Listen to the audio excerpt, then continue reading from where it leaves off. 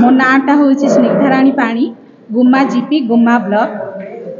आज press conference कारण हूँ आम गुम्मा ब्लॉक अध्यक्षांक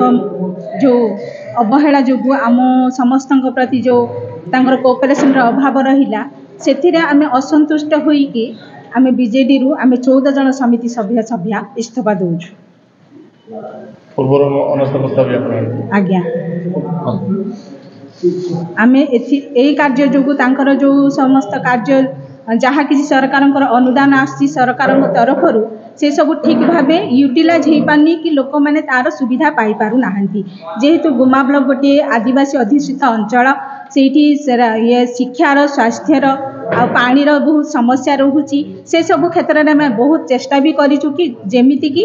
ये जो गुम्मा हूँ गोटे आदिवासी ब्लॉकटा आईटीआई ब्लॉक तेणु ताहा जेपरी डेवलप हे से कार्य आम सब बेले लगी रहीचु लोकों किंतु ए सब क्षेत्र में आम विफलता हासिल करूँ केवल अध्यक्षांका अवहेला जो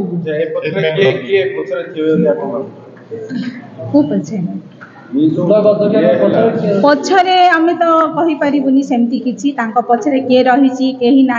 आपण मैंने से अनुधान कले जानीपारे। आज्ञा अध्यक्षांकर जो कार्य असंतुष्ट जो ही आम अनास्था प्रस्ताव आगत करूँ आम जिला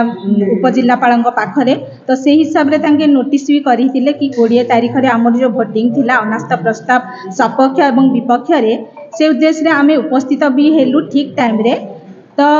तार जो 28 मेंबर हेले ही तार कोरमटा पूर्ण होबार थिला किंतु आमे सेइथिरे आमे 28 मेंबर प्रेजेंट रही पालेनी तो सेथिपई बिली कि सेटा कैंसिल हैला कैंसिल तो आमे कहि परिबिनी वोटिंग ही हेई पालिनी। आज वर्तमान आम समस्त 14 जन अछु वर्तमान। आज्ञा